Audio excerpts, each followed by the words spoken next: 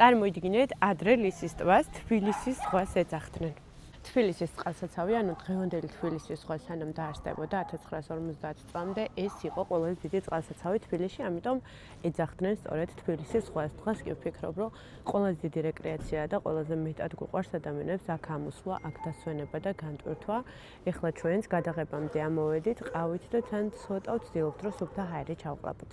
1930 წლიდან აქ მცირე ნაოსნობები ეწყობოდა, ხოლო 1937 წლიდან კი ნელ-ნელა გარშემო ინფრასტრუქტურის მოწყობაც კი დაიწყო. მე რო დავითვალე, ჩვენი ლისის ტბა, აი უკვე ამ ფორმით, რა ფორმითაც დღეს ვხედავთ, ერთი საუკუნისაც კი არ არის. ისევ ვერ წარმოვიდგენია ქალაქი ამ საოცარი ტბის გარეშე. ნამდვილად ვიტყვი იმას, რომ თავიდან საერთოდ არ შექმნილა იმისათვის, რომ ადამიანებს დაესვენათ და რა დანიშნულებას დღეს აქვთ, არამედ ძირითადად სარწყავი დანიშნულება ჰქონდა და რაღაც პერიოდი დახურულიც კი იყო და შეზღუდული იყო აქ შემოსვლა, იქიდან გამომდინარე, რომ ეს წყალი არ ითვლებოდა უსაფრთხოდ დამსვენებლებისთვის და ცურვისთვის. ლისის სახელი საიდან წარმოიშვა, ეს რაღაცნაირად ვერ მოვიძიე, მიუხედავად იმისა, რომ ვეცადე და თქვენ თუ იცით, აუცილებლად დამიწერეთ კომენტარებში.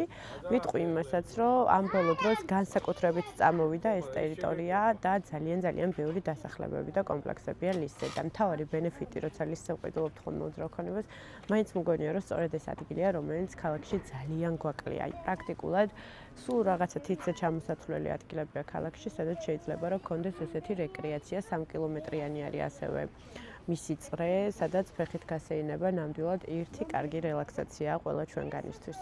თქვენ დამიწერეთ აუცილებლად და მითხარით, როგორ მოგწონთ ეს ტერიტორია. ერთადერთი, რასაც ვისურვებდი, არის გზების გაფართოება, დანარჩენი ვფიქრობ, რომ ერთ-ერთი საუკეთესო ადგილია საცხოვრებლად.